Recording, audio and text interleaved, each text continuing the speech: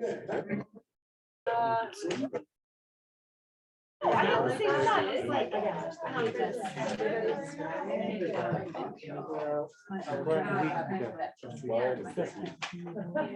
I've got it. Digital.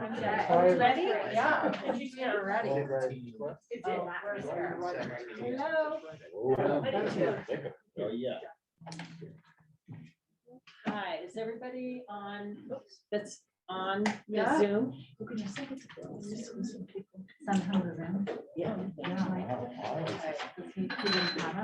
You didn't have it, you thought it was coming. Okay, I think we're all here today, just Michael Miracle may be on Zoom today, but he's out with a cold that he did not want to share with everybody, so we told him that we welcomed him to stay home. So thanks, everybody who's here in person and who's online as well. See a few people.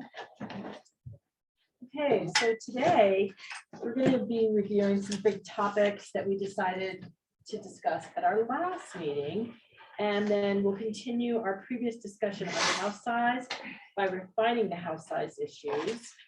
And we're going to do an exercise around the house size as a lever to try to move us towards our goals. So today, I think we're going to start out with Cindy, because we had talked about zoning at our last meeting and how to zone and get into zoning. So Cindy's going to cover zoning 101 with us. Yeah, great. But first, I think I'm gonna hop in, if it's okay, on a couple of housekeeping things. Yes, And I'll please. take my mask off while I talk, because I know it's hard to hear. So the first thing is that we made a mistake. We sent out an email to everyone, and then if you responded to everyone, it went to everyone. And that is public information, public data. And so we don't want to start a dialogue on our email.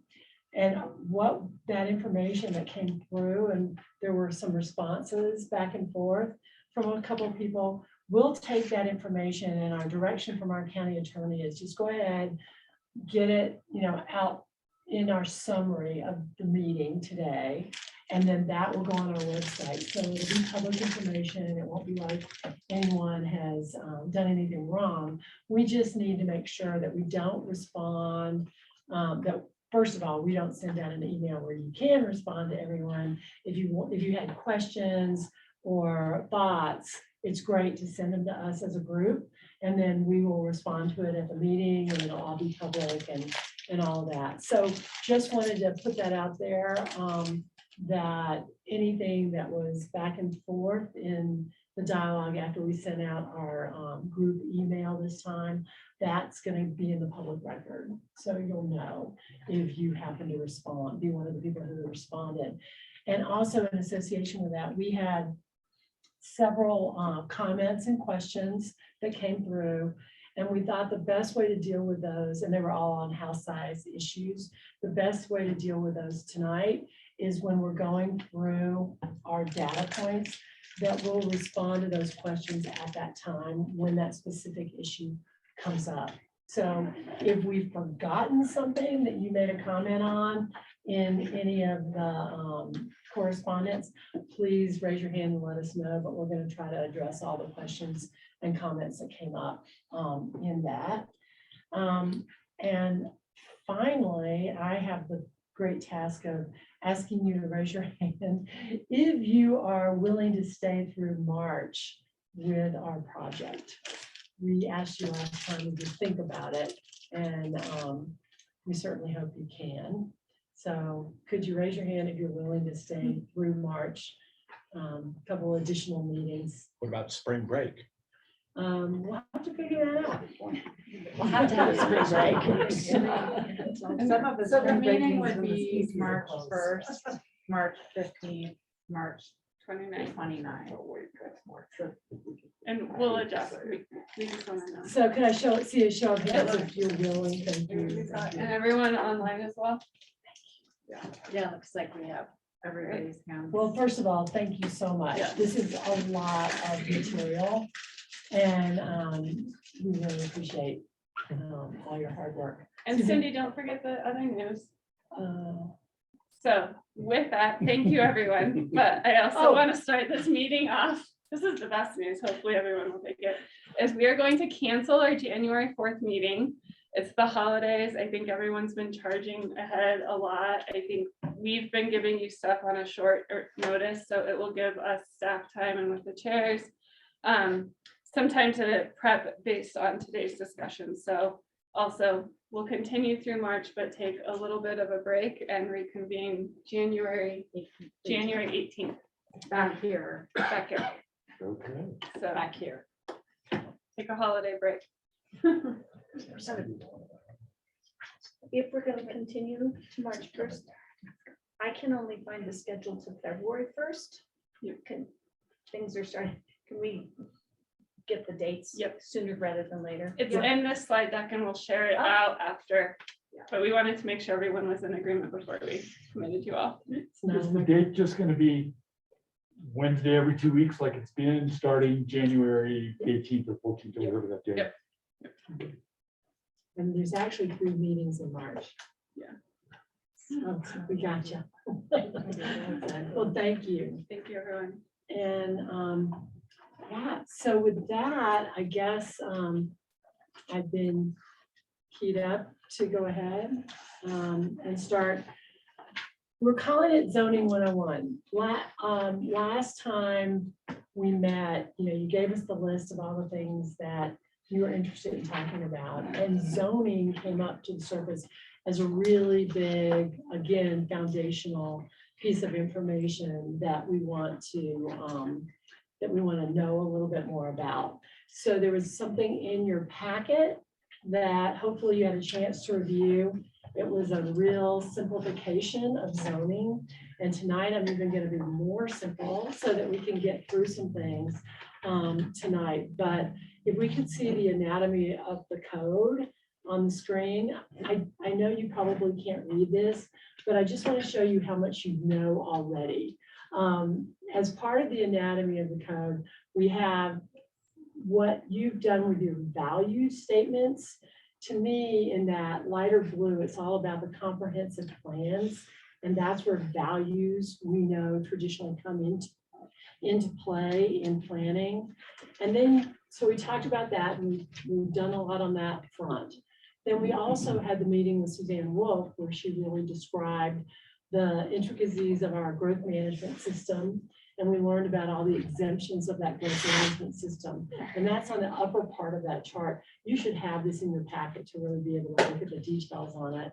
But so you've learned a little bit about growth management and all of the exemptions from the growth management system there. The next part is on the bottom and it's in red, and that's about zoning.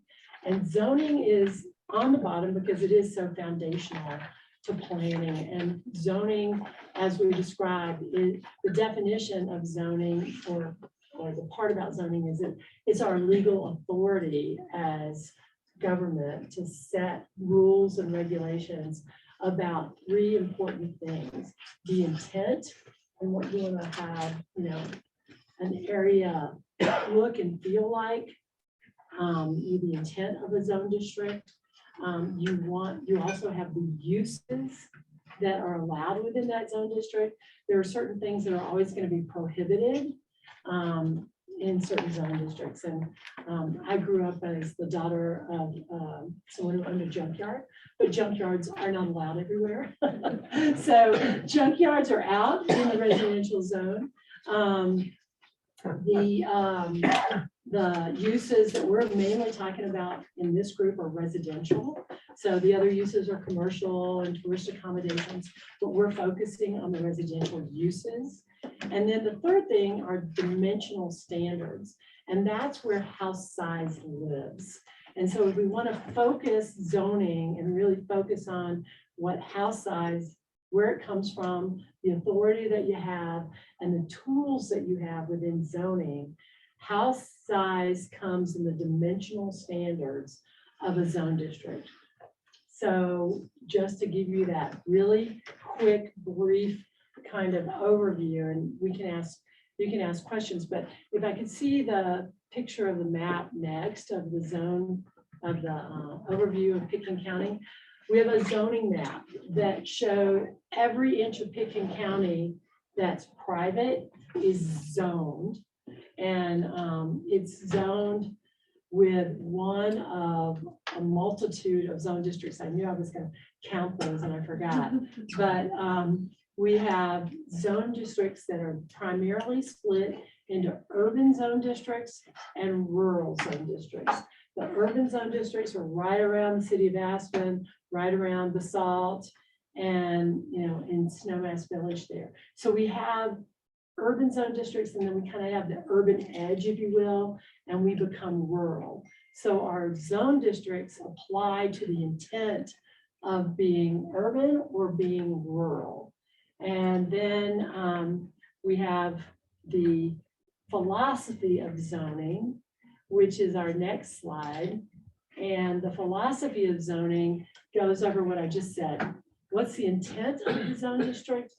You know, back when we zoned Pickens County, way back when, not we, but back when our forefathers zoned Pickens County, back in around 1955, the intent back then was, boy, we really like this rural area. We want to keep a lot of it agricultural in nature, but allow residential uses. So most of those outlying zone districts are agricultural and residential in nature. The urban zone districts have smaller lots, more density associated with those lots. And as the philosophy, if you will, in very short order is that you have urban areas, and as you get away from the urban areas, you have more and more and more rural, and that is defined really by the zone district itself and the dimensional standards. So we might start in the rural zone districts with a 1 unit for 10 acres, then it's 1 unit for 20 acres, then it's 1 unit for 30 acres, and we have 35-acre zoning in the rural and remote, which state law, there's a note in the bottom of the slide there that basically says state law really doesn't allow us to interact as local government with anything that gets subdivided that's over 35 acres. So in the wisdom of growth management said, yeah, go ahead and subdivide, but you're not gonna have a development right when you do that. So you still, if you go ahead with your big piece of land and subdivide it in 35 acres, it doesn't mean a lot in Pickens County because you still have to come through growth management for development right to be created on those 35-acre parcels. So that's what has distinguished Pickens County from a lot of other rural communities where you might see subdivisions of 35 acres just sprawled across the countryside. And then I just have to point out too that, we have, in the context of Pickens County, most of Pickens County, 85% of Pickens County is in federal ownership.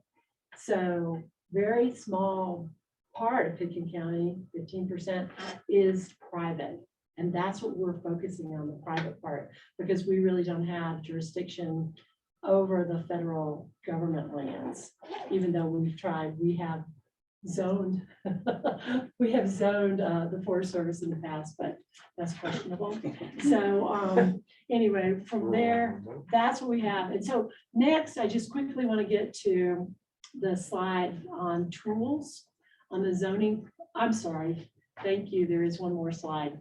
And that slide also we'll get into in a little bit more detail, but I think it was you, Morgan, last time that said, well, what are the house cap sizes around the county? What are we really dealing with?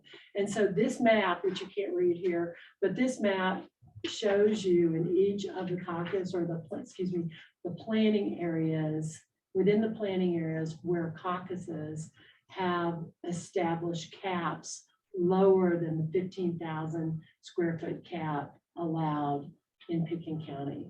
So an example, Emma says we don't want to see homes in our caucus area of greater than 8,250. Maroon Creek has said same thing, but 5,750 and on down the line. And so you've got that information now. And this is all. You have that. No, Oh, you No, will have. we'll that. have it. We were debating about printing off, but we'll share it electronically so you can zoom in and That's out. a great choice. That's really helpful. We Yeah, will you give showed you it to that. us last And, week, or last We just created it 2 days ago. so then, yeah, we kind of spoiled. And then the zoning tools, that is the next slide. And this, I hope, captures for you to put into context how zoning plays into everything we're doing on that anatomy of the land use code. Because zoning allows you the house size tool, and you look at all the tools you have under house size tools. Right now, I just said there's a 15,000 square foot cap in the county. That's a tool that you have. Caps by zone districts, that's another tool. You might want to say, hey, in the AR10 zone district, you might want to say, hey, there's a 10,000 square foot cap, or there's a 15,000 square foot cap, or there's a 5,000 square foot cap, whatever it might be. You could do it by zone district. Because we've heard from you that one size might not fit all. So that's another tool you have. Another tool you have is like the caucuses have done. They have come together and said, hey, we believe our neighborhood intent and our neighborhood character is such that we want a certain house size. So you've got that. Then floor area ratio is a tool that we haven't really talked about. And I put it in the paper that you did get, but basically that is house size as it relates to a lot. So a floor area ratio may say you could build up to 30% of that lot, or you could build up to 10% of that lot, or whatever that square footage might be. So a floor area ratio really kind of fits or should fit a house to a lot size. And that's another tool you have within the whole zoning context. The other thing that we aren't going to really get into much tonight, unless we have time at the end, is that of the number of units or the density within a zone district. So each zone district says, okay, well, we use the AR10 again, 1 unit per 10 acres. So again, the classic example, if you have 100 acres, you've got 10 units potential of density on that 100 acres.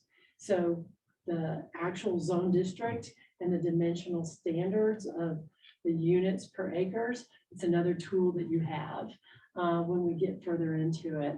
So the number of units per acre, and also the location and placement of those zone districts. We've had some discussion about that in terms of land use patterns. People want to talk about land use patterns and potentially looking at development along the corridor. Zoning is that tool, and density is that tool, and zone districts are that tool. And we'll talk about that at another meeting. Intensity is another part of what we've talked about, and I relate that to zoning in that, we talk about the uses and the intensity of those uses, and above and beyond just the use of a single family home, there are uses within the land use code that are either allowed by right, they're prohibited, or they're by special review. And some of those things we've talked about, like with a license now, short-term rentals are allowed. We talked a little bit about that. We won't get into that tonight, but again, zoning could be a tool for you.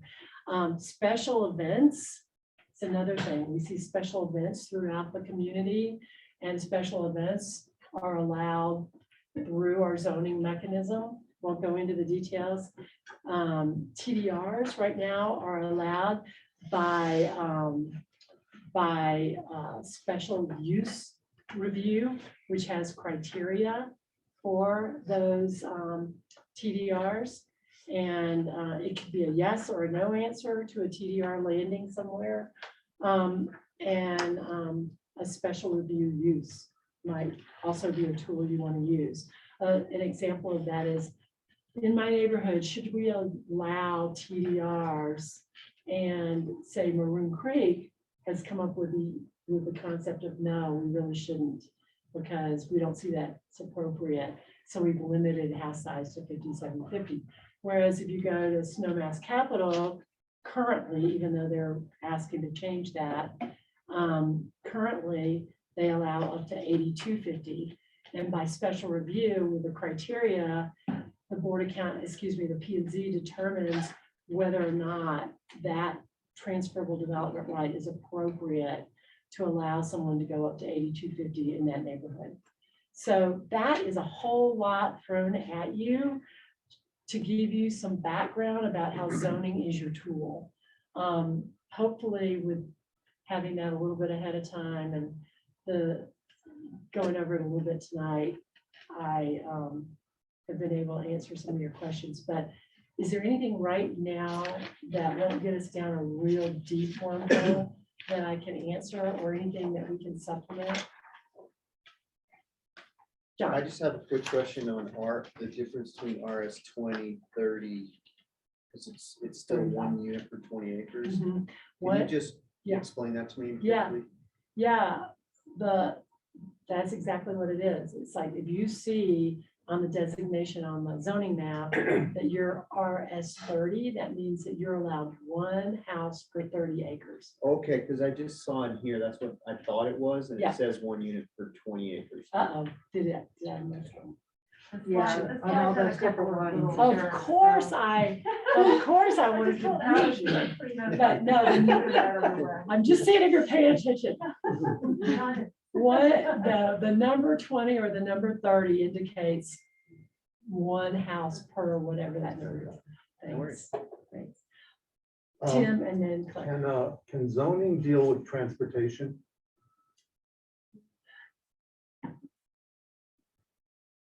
Can you say more about that? Not to- Well, intensity, it seems, we've discussed this, that when we talk about intensity and activity, we seem to, as a group, come down to the traffic issue. So is there a way to deal with that? To try to approach that through this committee and perhaps with zoning? There could be, and there's different ways to look at that. If a use has criteria associated with it, and who knows, I mean, you could say every resident is a special review. And in those criteria, you could say how many trips per day you're allowed or whatever. So there are ways you could get to it. We address it somewhat when we get into special uses. By, just an example is Pine Creek Cookhouse. It's kind of a pre-existing non-conforming special review use in the middle of a low-density residential area. And we say, hey, you got to use vans to get your people up and down. We can't be having every individual car. You have to offer this service. So there are ways, and I'd like to think about that a little bit more. Well, I'm thinking of each construction site has, We have that. umpteen number of trucks associated with it. Mhm. So what if you were to limit the number of vehicles associated with construction projects? Since traffic is such a huge issue here. That's a function of a building permit. Okay, And we do have what's called construction. And we try to lay out the best plan for each project. But maybe we'll take that further. That's another tool we have. Brian has to think about. Brian on. Brian? Hi, yeah, thanks, Cindy. This is super helpful. And just as a level set question, how are zoning decisions made? And how often in your history do zoning decisions get changed? Like, we know what the tool is. How often is it actually being used?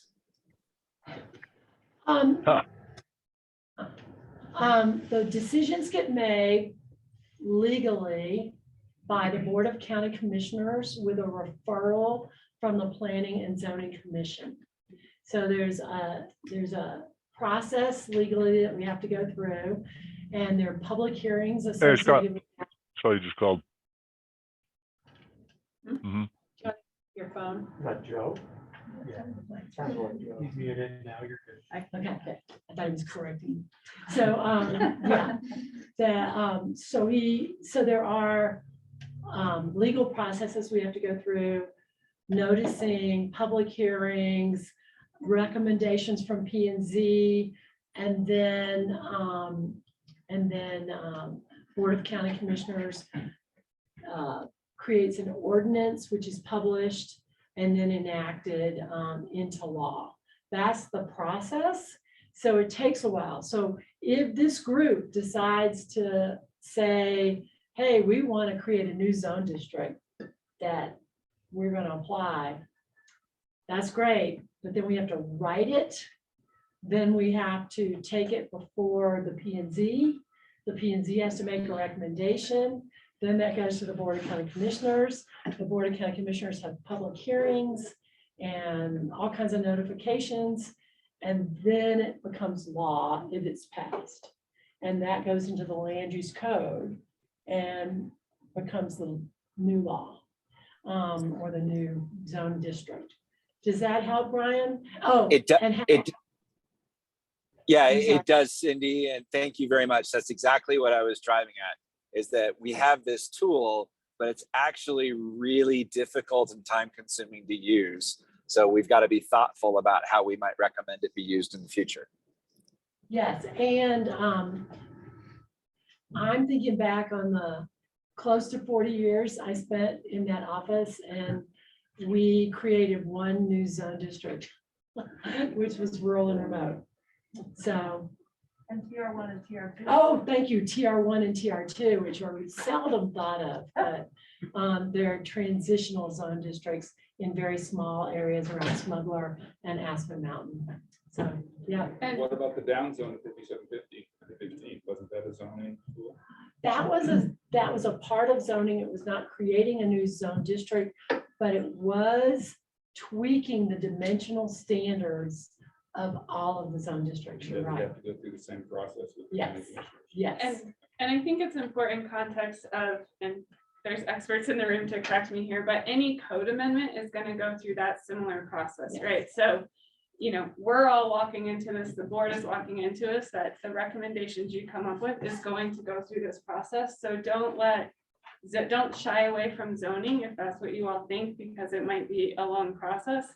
Any code amendment is going to take a few different meetings to carry it through. So. Yeah, it's not, it's not short for a reason, because, legally, everybody needs to have a chance to weigh in. And there's a lot of chances for that in this system.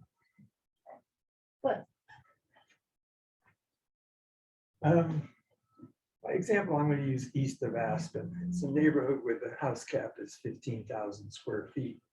If this board were to recommend, let's just for argument's sake, say 75, and that goes to P and Z moves it on to BOCC. If they eventually, who takes, can they overwrite what that caucus wants?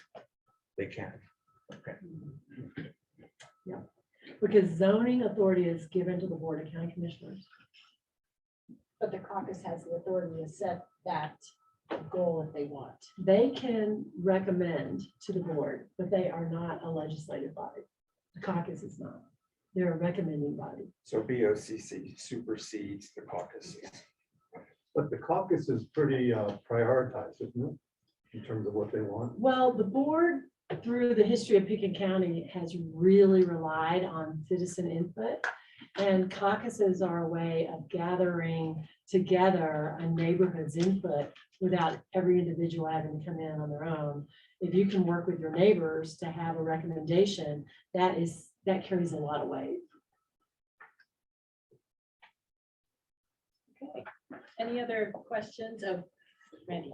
So Cindy, just a clarification for something that I think I heard you say. Okay.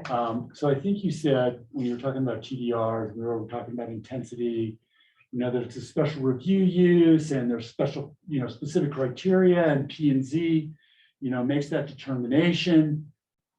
That kind of runs contrary to what I understood. I mean, I think it's a discretion, and I could be totally wrong, but I've always considered it to be a discretionary approval that's made by a hearing officer.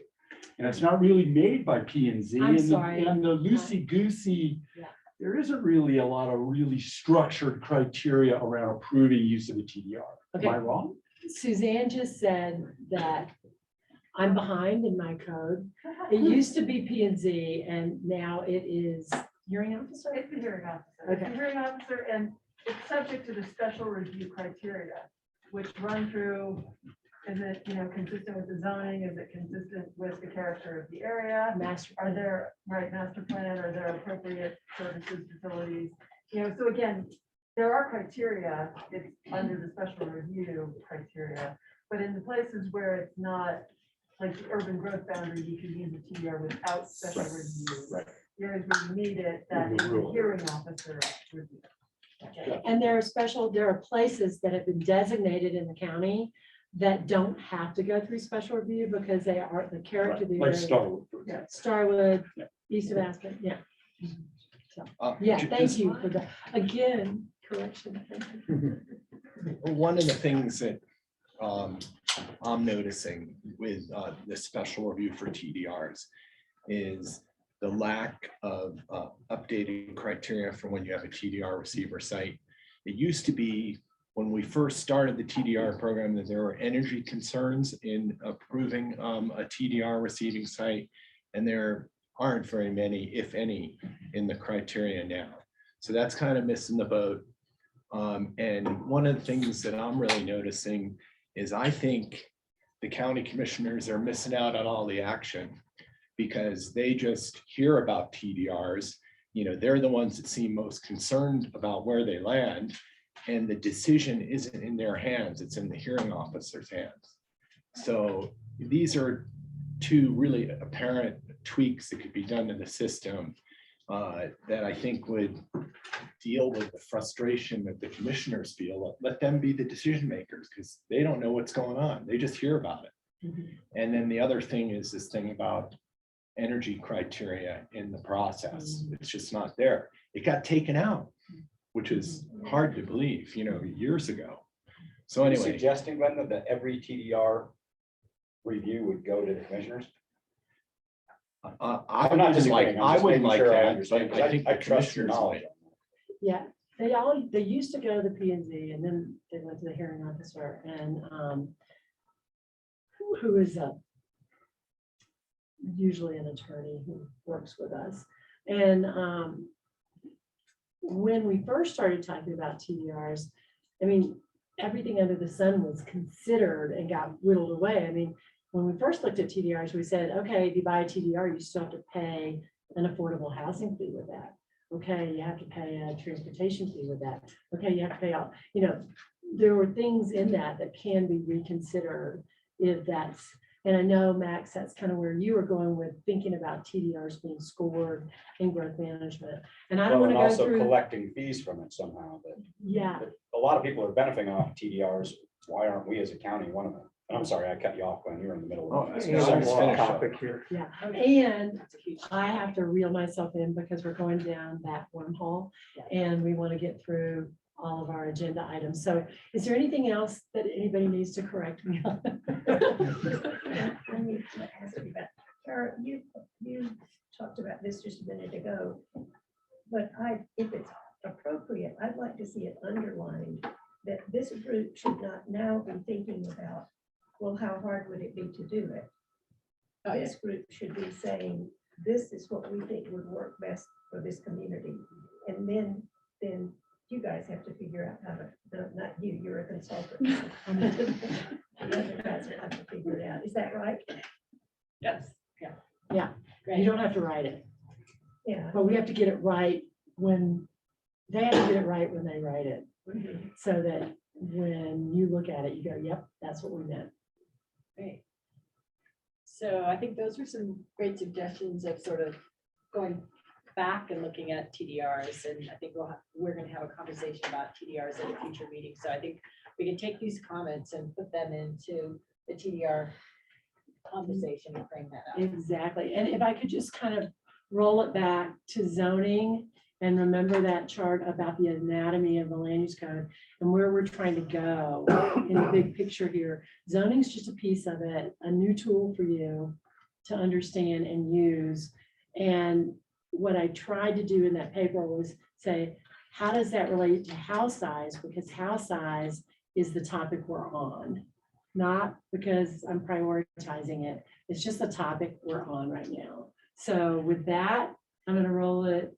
We're gonna go to into Kara. So Yeah. Kara's gonna go over this working draft on house size.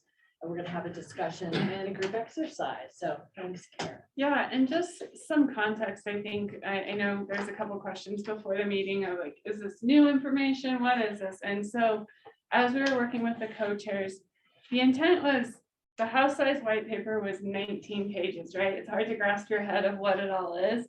It's our intent is to start to synthesize this and to spark a conversation with all of you of, is this an agreement? Where do you need clarification to be able to move forward? Of what it might look like, what is kind of the recommendations that are gonna come out of this body related to house size. So just, that's really what this brief is. It is meant to evolve as you all have your discussions, and whatever conversations where you land is really the intention throughout the process. So that really is what this document is. And then next slide. So as we go through this, just to set the stage a little bit, these are all pieces that were pulled directly from the house size white paper. So none of this is new. You've seen it before. And I think, Mona, please jump in here. The intention is really to go through this and say, you know, are we in agreement? Is there things that are a concern to you that you don't feel comfortable with? Let's put them out on the table now, so that we can understand where there's concerns and be able to move forward with the idea of kind of gauging the temperature of where everyone feels about house size right now. So we can start to build out some scenarios of what that tool chest is going to look like. Does that make sense to folks? And everybody, sorry online if we don't have hard copies for you, but there is a hard copy out there in the hallway, or if you did not pick one up. So I'm not going to go through and read this verbatim. I think you've all already seen it. But I think the first bullet point, I just want to call it because that is a new one, and it's a piece that we've talked about with the co-chairs, which is this group has not defined large homes, and I want to call that out. What it did define large homes was the data and how we did the data in the emissions and the environmental piece, which was the study looked at homes above 5750. And so you'll see some clarifications that we're not defining large homes. That's up for all of you as you go through your deliberations to start to define it, or maybe not. But just that, you know, we don't know what a large home is. We're just saying 5750 is the basic. That's allowed under GMQS exemption, and then the allowable up to 15,000 by square feet. And then you all can determine, however you start to do your deliberations, what a large home is or is not. I think the other piece that I'll call out on here is the house size implications as it relates to total square footage. This is the likely remaining build out of new development and redevelopment in unincorporated Pitkin County. And again, so this, as Cindy was saying, really looks at what is allowed under zoning, if you took max zoning, and then starts to look at, okay, well, under GMQS facing, right? And under environmental pieces, how much square footage would be built out? And then how much if people built out to the 5750, or if it was up to the 15,000, or up to what's allowed by caucus area. And that's where those numbers of the 32,000 could be allowed. And then if it was just kind of everything stayed as is, but if homes were, you know, the other end of the spectrum, limited to the 5750, it's that 11 million square feet. And this is over time, right? I'm not saying next year. Any questions? Does this make sense? Tim? I don't know if this would be useful, but am wondering, what is the context for how 5750 was determined and 15,000? In the analysis or just in general, the, Well, just maybe some history on that and how those numbers came to be. Yeah, and we do have a piece on that because Jessica asked us that question early on. So there's a piece about the history on the website as part of the materials, but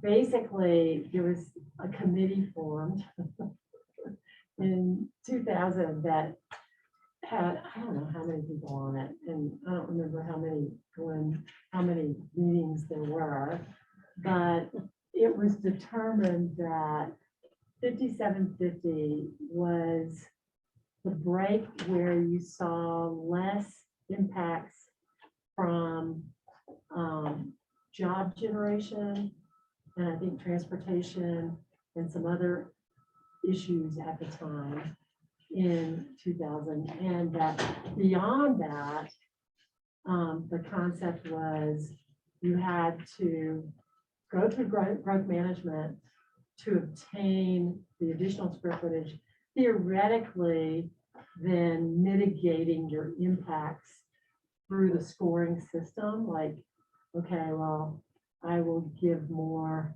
money to affordable housing, or I will lower my density on the property so that there won't be as many homes, even though I might be a larger home. That kind of thing. So the thought was you would mitigate through going through the competition process.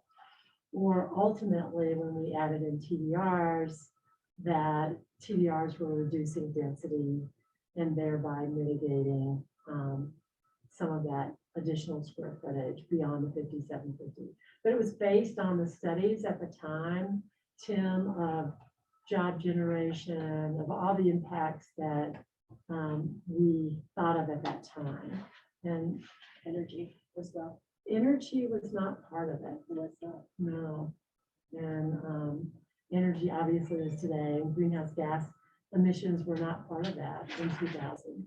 So those are kind of our new elements to think about.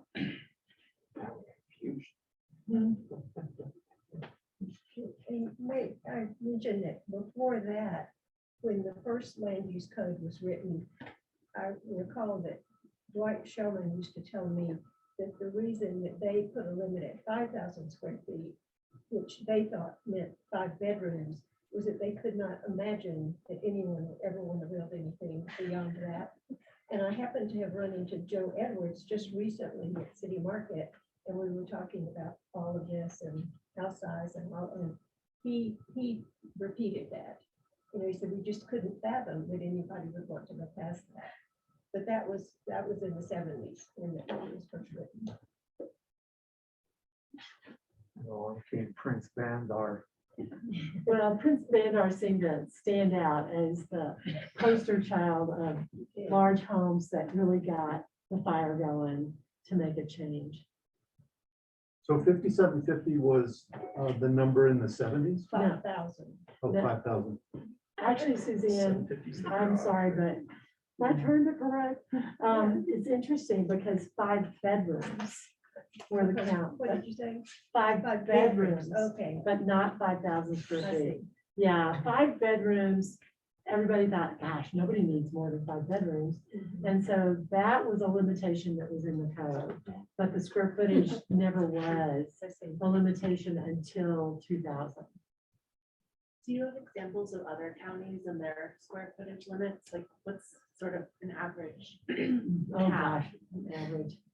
Or for like sister cities or Yeah, similar places? I will look that up. I don't know that there is. an Somebody, who average. was that? Somebody in our group, Yeah, Blake, Blake. Blake gave some. And then You had the information from our neighboring communities. Well, I do from Wrote some of towns, this down. around us. Like, Like, yeah. Snowmass Village is around 6,000. I think Basalt was about the same. around Didn't 6,000. Crested Butte just recently do something about house size? Well, Crested Butte has their average house size in their old town of Crested Butte is really about 2,500 square feet. I don't know what their cap or their limit is, but they just did an electrification requirement. That's what they did. That's of note, but someone else might know more than I do about Crest View. Yeah, I Chip remember had- that when I think what our chief building official said, the biggest thing is the number of permits they see are around 4 to 6 building permits a year, where we definitely see much more than that. And so while it may be practical in Crested Butte because of the square footage and the number of permits, when you look at the county, that doesn't exactly line up. And definitely try and see if we can read back a list of other counties and what their caps are at. I took you know. And Tim, to circle back on that, where the 15,000 came from, real quickly, back in the 90s, because there was no cap from the beginning with Joe Edwards and Greg Sherman and all that, they had the 5-bedroom count, but they didn't have a square footage cap. In the 90s, with the Prince Bandar thing, the Board of County Commissioners had lots of meetings, and it was determined that 15,000 would be the cap. Okay, It let's sounds- move on. Sounds like we'll add some of the history here, because this is meant to kind of be a summary, and I think that's a good point that we'll add in those key pieces, and then we'll bring it back, so, all right. Next one. Oh, this is just the chart. I think we can move on from that. So the next one is the environmental impacts, and this really, again, is a summation from the white paper, and I need to put my glasses on and hopefully they won't fog, so excuse me. So this is locally from the 2019 greenhouse gas inventory, that residential buildings in Pitkin County account for 47% of the total 2019 greenhouse gas emissions. And that in 2019, again, homes over the 5750 square foot is 13% of the inventory, but make up 43% of the residential energy use emissions.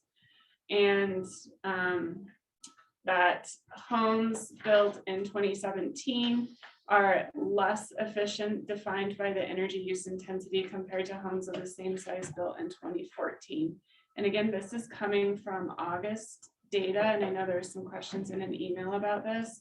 And I think really the big piece, and I think Cindy and Mona are more experts in this than I am, is really we're not necessarily talking, I think we can all recognize that the building envelopes themselves are getting more efficient. What we're seeing in the energy use is that there is more of those systems. There's more of the climate control, the snow heat, the patio heat. And so as you see those increases in the amenities, that's where the energy use intensity at the properties are increasing over time. I think there's probably a good clarification to say that the building envelopes are getting more efficient, but it's how What what's do you mean being by used that? in them. The structure itself, Oh, the building, not the envelope. and, Yeah, sorry. Okay. well, Well, it's called the envelope of Yeah. structure. if you're a builder as an envelope, or you're a planner as an envelope, or they're different Different envelopes. envelopes. A builder's envelope, not planner envelope. From the building code, which where the energy code comes from, we call it the building envelope for the structure itself. So we are recently in 2020, we've improved the envelope for the building structure itself to be more efficient. What August was explaining is that while the envelope might be more efficient, that the bigger the house gets, the more systems it needs. And therefore, that trend line that we see of houses becoming less efficient than they were in 2014 is really the order of magnitude. There's just more stuff that goes into it. So those are the data points that are kind of irrefutable. I mean, that's the data. It's not a judgment call on any of it. That's just what's going on when you see those homes that we studied. And Can I so, clarify that a little bit, though? Especially as we looked at it when we were looking at energy code, when I sat with Brian Paul's group, is that what we did find, because we were shocked to see those numbers so high. And we can't quite quantify it, but what we're pretty sure was happening is a lot of that is there's snow melt issues, like we're saying on these bigger things. But there's also significant things like we talked about the water features, but there's agricultural uses, right? So, and I know this because a lot of properties in Oman are larger properties, and the biggest energy users are these agricultural uses, right? Where we have this huge irrigation over acres and acres and acres on this agricultural land. And those are oftentimes on the same use point, right, on the same metering from Holy Cross. So unfortunately, that really skews our data. And when we went back at it, I don't disagree. I still agree with it, but this is a bit skewed because a couple of those really large uses like that. Good to point out. Yeah. Chris, you've got your hand up. Chris Menges? Yeah, thanks. Can you guys hear me? Yes, great. Okay, great. So this is just a question about figure 3 and then the data-based findings. And the question is, have we considered, doing, I guess, forecasting of emissions, FTEs, waste? I think we do have waste that compare the 5750 to the max allowed with TDRs. And I just wonder, because like what really stands out to me, is like if we're looking at 7.6 million additional square feet of new versus 16, and then 4 million of additional development versus again 16 million. And then we start taking, some of these like generation impact numbers, and we want to hit goals. It would just be like really interesting to see, like what the generation is of those two scenarios. So that's just like basically a question is like whether we've considered it and then whether other folks think that would be useful. Yeah. Yes. Yes, I'm I'm really looking around excited. because we did talk about that in our small group just earlier this week, Chris. And I was focused primarily on the energy and the greenhouse gas, but that does relate to waste and that relates to the transportation piece too. And so we are going to try to be able to provide that information at a later date. It just came up, I guess, on Tuesday. So, yeah. Actually, we've been thinking about it for quite a while. Yeah. And we've been trying to get those numbers but it became more of a focus by your chairs to prompt us to get that done. So we're working on it. Yeah. So hopefully we'll be able to come back and again, as Kara mentioned, it's kind of a work in progress. So we can fill in some of these answers to the questions that you all have been asking and then adding additional data to it. So yes, we'd like to see that as well. Are there other questions or Thanks. comments? Yeah, thank you. Okay, let's move on, Karen. All right. Next, I think we can skip through this. Sorry, this is hard to read up here, but hopefully you all have the hard copy version. And so then the other piece is again is relating back to that home management elements that we talked about through the white paper in the presentation.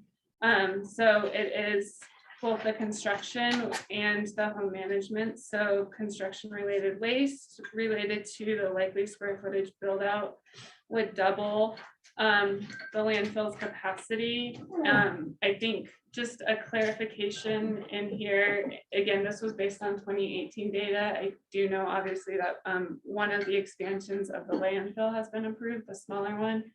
There's a bigger one and we're gonna get more up-to-date waste information for you all, but I think it's important. I think we all know that it's a limited landfill and if we did unlimited construction, the two will not marry up with one another. The extra emissions activity related to the management and service of larger homes is, outside of the building envelope. It's somewhat what we've already talked about. And that transportation is the biggest contributor of the management of homes once they're built. And this is equated to 22% of total VMTs in the greenhouse gas emissions. So I went over that really quick. So I'm gonna pause. Does that make sense? Yeah, how are we measuring those scope 3 emissions? Scope 3 Or emissions? the emissions from transportation? That was done through Lotus, the consulting company that we've been working with. And they took the number of trips generated. We spoke with property management companies there was a survey that was done of property management companies and contractors on, what it takes to build the house in the construction phase, and then what it takes to maintain the home once it's been built, as far as property management's concerned. So they took those numbers, and I won't say they averaged, but they did something like average the number of trips per home. And then they looked at that in terms of vehicle miles traveled to service those, and came up with greenhouse gas emissions. So that was like a one-time snapshot? It's not something like a recurring measurement. Annualized over a year. Just a quick comment, I'm just reading about Crested View. There's an amendment on the table right now that they'll be voting on to take cap size of 10,000 square feet to 5,000. From 12.5 aggregate building sites to 7, Interesting. Thank you. or whatever it's worth. Thanks. Thanks. Yeah. All right. Late breaking I news. like this multitasking. Great. Okay. Thank you. All right. Any other questions about that data? Okay. Okay, and so then just the last piece is, the economic impact. I think this group has talked about it a lot, is that the larger the home, the higher the demand for services. And we already have a strained, tight labor market with limited availability of employees. And then again, this is extrapolated from the work that was happened at the city of Aspen in 2022, which is very relevant, but the actual numbers would probably be a little bit different to Pitkin County, but construction employment is estimated to increase at a linear rate per 1,000 square feet. Operations and maintenance is estimated to grow also at a linear rate per 100,000 square feet. It's not 100,000, 1,000 square feet. Sorry, we're going real big. And then there are some suggestions that this actually probably is not necessarily linear and does have an upwardly curving rate as home size gets bigger. So again, I think what we've seen in past employee generation reports that we've done is that there's kind of a linear rate, and then at a certain house size, there's a higher employee demand for producing that. And I think that same theme continues into the home management piece as well. And we did get questions about the economics of house size and what would happen if house size was lowered. What would that do to the economics? What would that do to, jobs in the valley and all of that? And we want to share more of the data that we have with you, and we can go into it, at another time. But we did employ a well-known firm with us. Economic planning systems. Economic planning systems out of Denver. And they've done a great job of taking the data that's out there today and helping us try to understand the lay of the land as far as economics relative to the construction industry in the valley. The Board of County Commissioners was not only concerned about Pitkin County, but what does it do ripple up and down the valley, ripple effect. And so they did a great job of taking the data that is available today. But what we found was there's just a lot of data that hasn't been developed. It has to be researched and done for us for a unique story here.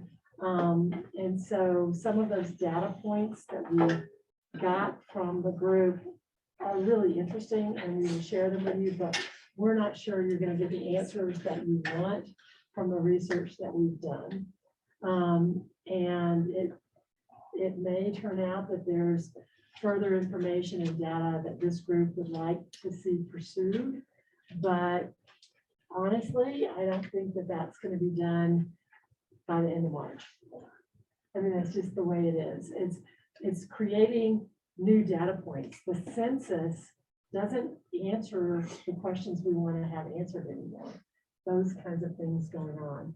They talk about jobs, but they talk about where people live, not where the job is.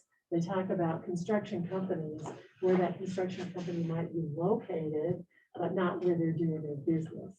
And so the numbers are all skewed, and we're not getting accurate data on job increase or job loss because of census information isn't answering our question. So there's probably some questions out there that if you can narrow in on what your question might be on the economics of the valley with house size alternatives, if you can think of a very focused question that could help us with our deliberations, please let us know, and we'll see if we can get answers for you. But right now, the answers we're getting just aren't satisfying to our valley. So that's the long and short of that one. I would like to ask a question to you guys. I know there's builders in here, there's realtors in here. There's amazing collection of people here. You guys, I'm looking at you guys because you're right next to me. If you guys were building 5750 homes versus 15,000 square foot homes, is that like a huge hit, game changer for you guys? I sort of see like the building industry is going to continue and there's still going to be amazing demand in this valley. I'm just curious your take on that. I'm not concerned about the economics for a builder, especially myself with that. It's not where that comes in at all. So I hope you guys understand when I'm fighting both sides, it has nothing to do with selfishness. The way I feel, if the economy stays the way it is, myself and most of the other builders here are going to stay as busy as they want. I mean, maybe could you make a few more dollars building a bigger house, but probably these people figure out ways to put more money into the smaller house. I personally am not letting that sway me, partially because I don't want to be biased, but mostly because I don't see that as being a problem. I mean, this valley to me has always been, there's plenty of construction work in it if you want it. It may change and alter as time goes by, but if it's small enough, you better be genuine about what you do. But if you do that, there's work here. So no, I mean, some of the other builders should answer as well. They may easily disagree with me, but I'm not that worried about it, affecting the economics of what I am. You feel the same about it? I'm basically retired, but I agree entirely. There's so much work out there now that, the number, in my opinion, the number of people that come in to do work, the workforce is huge. And the people that come in, and so a slowdown is not going to hurt anybody. I shouldn't say that. A slowdown will hurt people, but it's at an unsustainable level right now. And it seems like it's been that way for a couple of years to me. I mean, we do have to remember to think about, right now, it's easy for me to say that when things are crazy, right? And then I have to remind myself, think back to 2008 when things were different. But in 2008, nobody was going to be building a 15,000 square foot house then anyway. So, and I don't want you to skew me of what I'm thinking in terms of what I think is okay square footage wise, but simply in terms of economics from my point of That's view. all I was asking. I personally, I'd love to hear what Blake says, because Blake, I Blake can knows this. actually answer for Blake if you guys want to hear, because he just sent an email today. That speaks. We saw it. Yeah, it was read it. I Yeah. It went, you guys should have seen Blake's comments. I would rather hear from Blake if you Yeah. could than have us read that. I mean, we have that email. If you Yeah. want to take a look at it. And I think this is a slightly different answer than what he was saying there. And I think he may disagree with me. He and his business know the market way better than I do. I will admit that. And he would know, I mean, if there's bigger implications. Is he, he was gonna try to be just a second. Is Blake on? He's Zoom? not. He's not, okay. No, thanks. he, All right, he should be here at some point before the end of the meeting, though. thanks. Nicholas? I'm not a builder, but I'm an architect, and I would say that while there is a lot of work right now, can't help but also remembering 2008 when there wasn't, and I think that there is a direct relationship with house size and amount of work. And I would disagree, not necessarily strongly, but I would disagree with saying that there's no effect. I would say that there is some sort of effect, but understanding what that is unknown. And that's what I'm wary of just blowing forward without really trying to understand what the unintended consequences are, trying to find what that balance is that we want. I would just be hesitant to make anecdotal assumptions or assumptions based off of anecdotal evidence, I guess, and I would like to see more data, but that's something that there's something like, I think you were mentioning that the economic consultant that you guys brought on, they weren't able to find out where people, where contractors were building things. But No, it's, we know where things are being built. right, We know where people live who work on the projects, and we know where the companies are that create the projects from the construction side.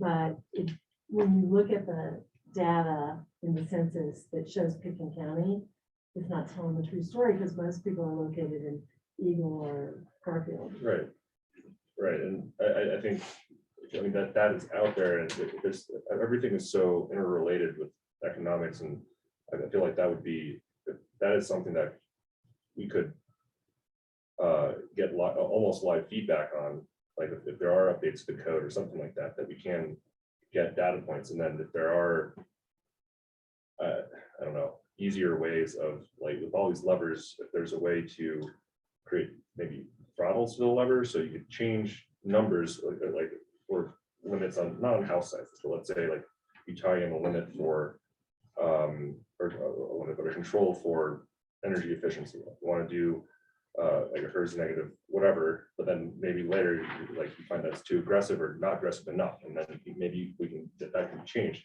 Small changes like that. Sorry, I'm kind of going on tangent. Small changes like that, does that require a similar process of going through as if you were rezoning something? And they seem very different, but Yeah, building code does not have to go to planning and zoning commission. The building code goes straight to the board of county commissioners. but if there was something that wasn't building code related, but if it was more related to like planning and zoning, there, even if it was a small minor tweak, it would still have to go through the whole If it's whole planning and process. zoning.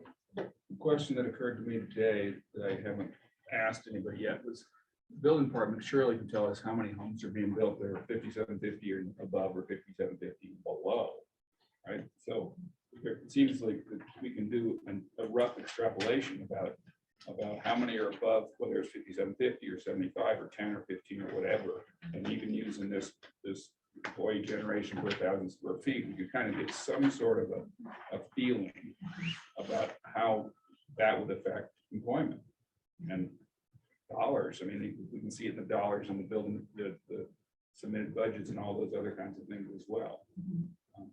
And I think what I'm hearing is twofold. There's, we can bring what we have from the consultants, because essentially what they did is, right, data nerd in me, desk audit between Bureau of Labor Statistics, Bureau of Economic Analysis, census data, already available data, right? And they're trying to extrapolate what would trying to forecast what could happen here. But there's so much of the secondary economy of, we live in 3 counties, how do you extrapolate who's coming from where? And so that's where we were struggling of, we didn't get the questions answered as much as we wanted, but I think that there's value still of bringing that information forth to all of you. And then what I'm hearing too is, if you all are comfortable, we can make they might be some big assumptions, but we can make assumptions and say, what if we use City of Aspen's piece and took it to Pickens County just to start to see what that would potentially look at, like, and we can bring that back. So you've got a little bit more information to make some informed decisions. It's probably, I think, Cindy's point, still not as detailed as we want, but what I'm hearing is we are bringing you all that more information to feel informed on some of the economic aspects. I think there's another table.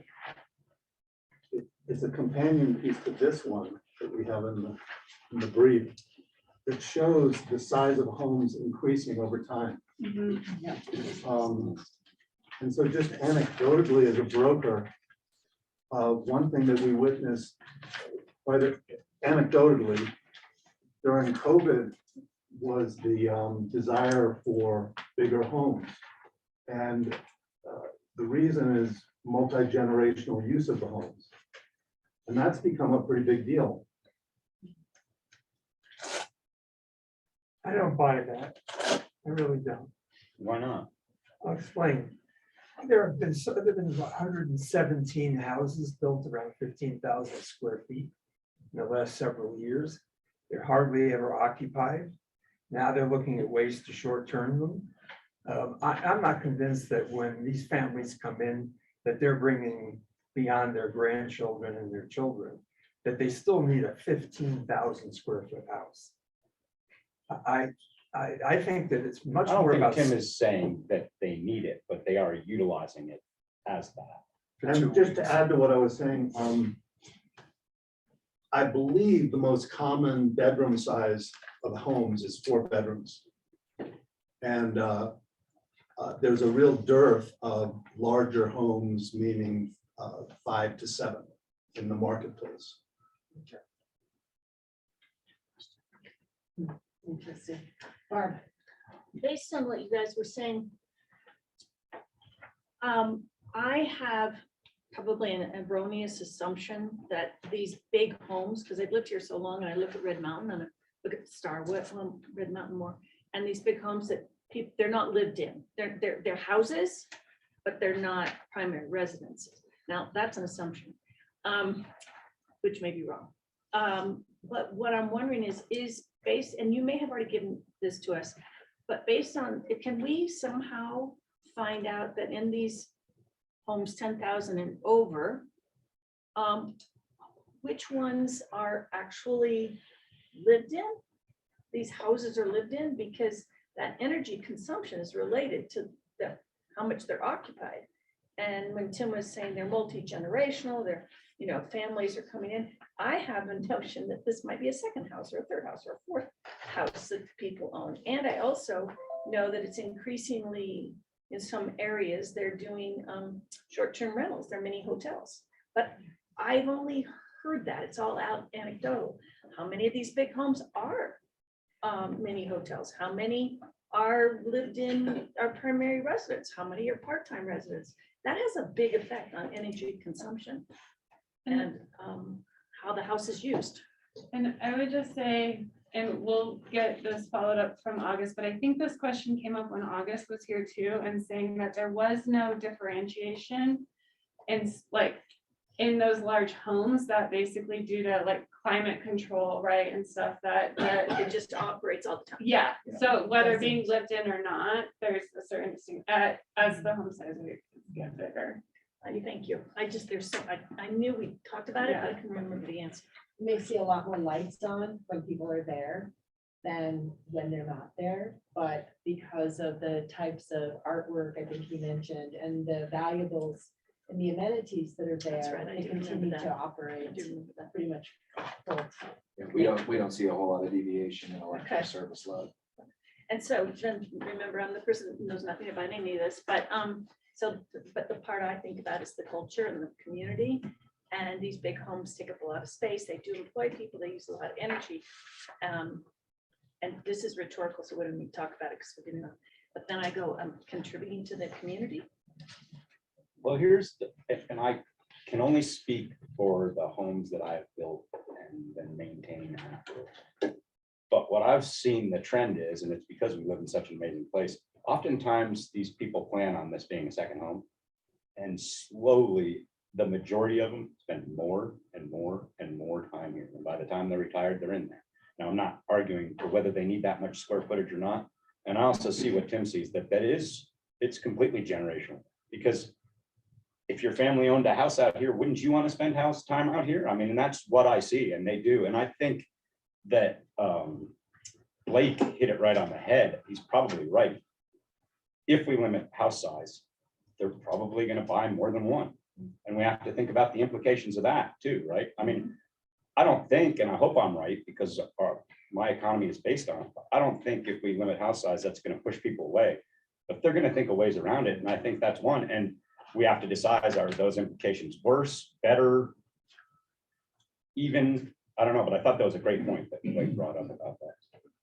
Well, I would just like to draw, somebody brought up this table that's on that's 4 of 7. And if you look at the energy consumption of a house that's say between 6,000 and 7,000 square feet, that's an average of 77 kBTUs per square foot per year.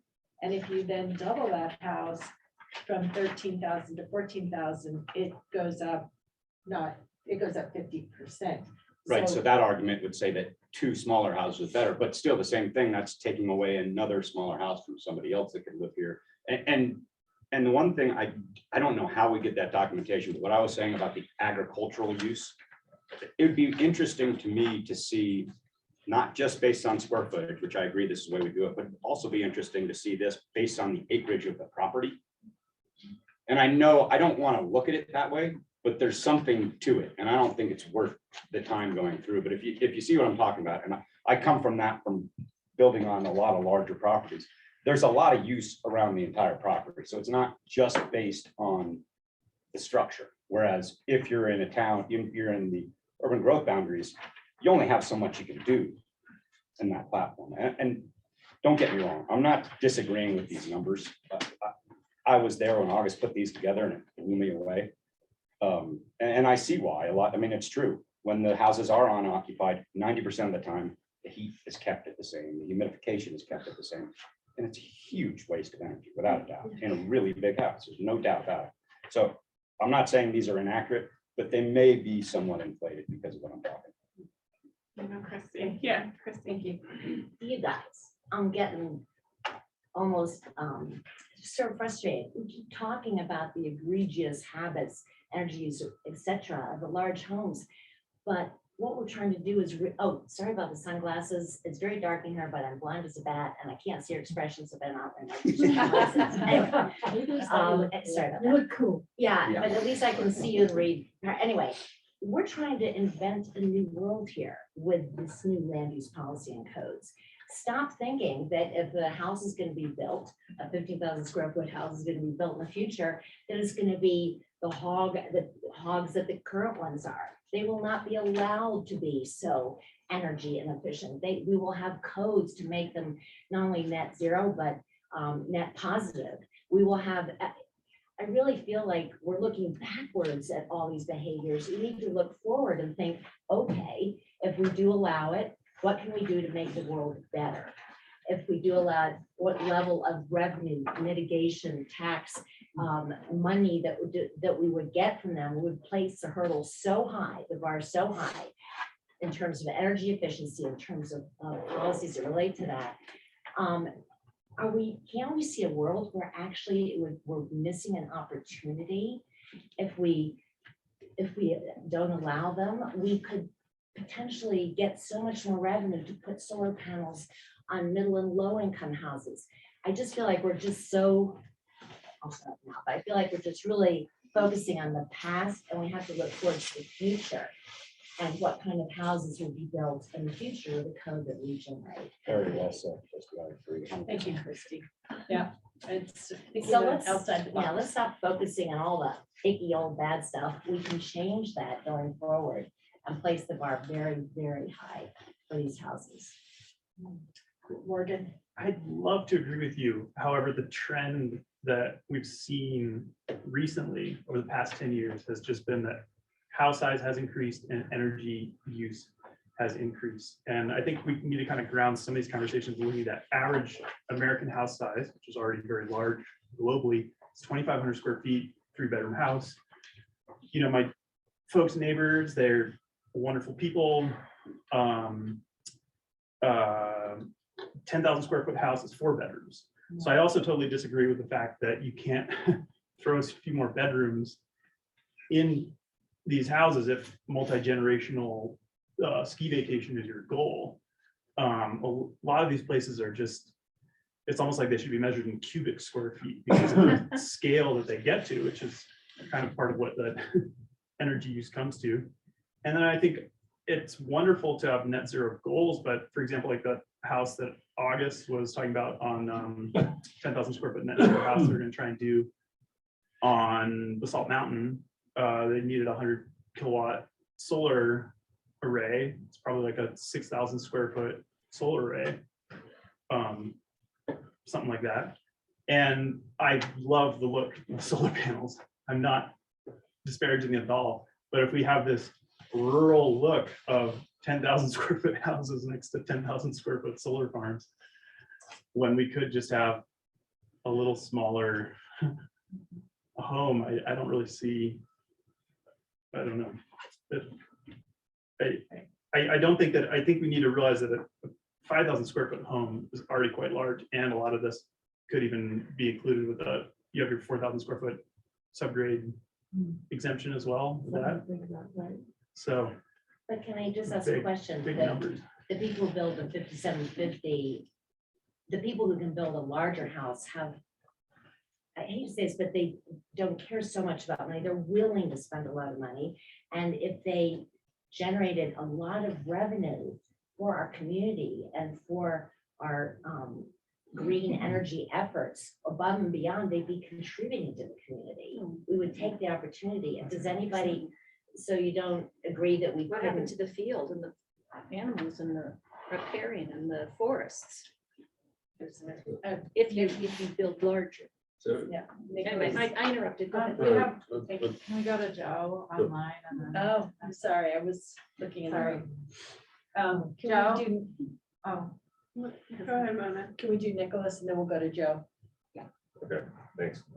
So building off of some of these points, like looking at the future and future behaviors and how we can make that way better is one thing, but also taking a look at beyond what we're doing here in the valley here in Pickens County. I think in a lot of jurisdictions, people are also struggling with large homes and those impacts. And the simple solution is to just, and one tool is just to cut the home size. That does seemingly solve a lot of issues, but the concerns about putting solar panels on a field and that taking up a lot of area, or other restrictions like put more, you can link in how much land you could use for solar panels, for example. So then you look at the whole lot and you say, well, I can only offset X number of kilowatts for this. So I can only do, I can only have a house of this size with the amenities I want in there. And that could be built into the code as well. So it's not something that I think it's just unsolvable. I think a lot of these issues that we're trying to solve with lowering square foot count and size are achievable through raising the bar, using your language, and raising it maybe in some cases beyond what's capable at this time with maybe current technology or ways of building things. But I think that would spur innovation, and in terms of revenue, I think that is one benefit of potentially doing that, is mitigating it with money. But like you said, not that people who are building 15,000 square foot homes don't care about money. It's not as big of a, it's not that as big of an issue, I guess. And so linking that into maybe affordable housing.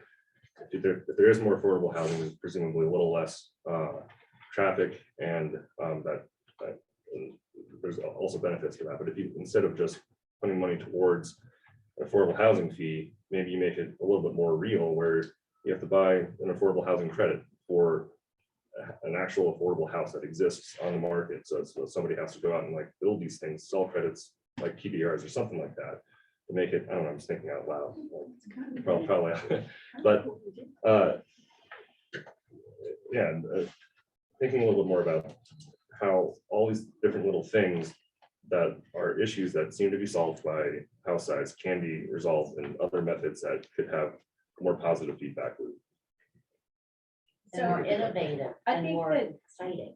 one of the pieces, it's not, that we've been talking about, house size is not the be all end all, right? That's just one of the levers that we've been talking about. So let's take a couple more comments. We have Joe, you've been very patient, thank you. And then Adam, will go to you, so. At our last meeting, I think it was, Morgan had a great observation about the house across from North Star, which is very in our face as being inappropriate. I totally agree with him.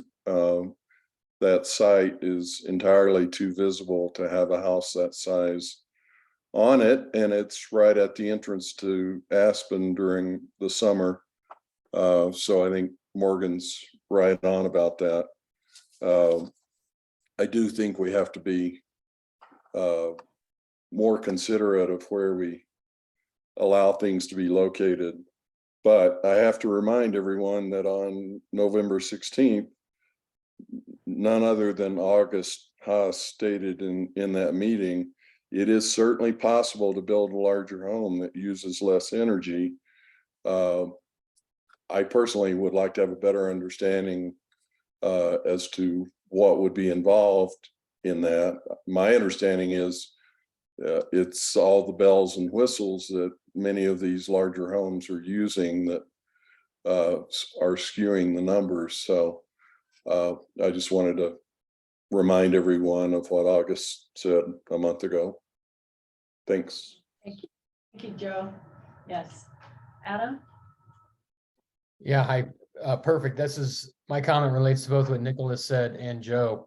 And I did also recall back to August's point in that it is achievable under certain circumstances.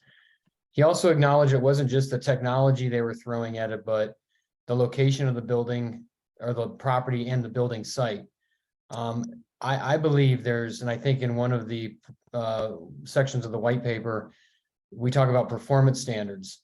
And I think what Nicholas and both Joe are referring to are performance standards, and that larger homes could be built large if they can achieve a particular hurdle of a standard, meaning more stringent for larger homes, less stringent for smaller homes, to flatten the curve of energy consumption between small and large homes.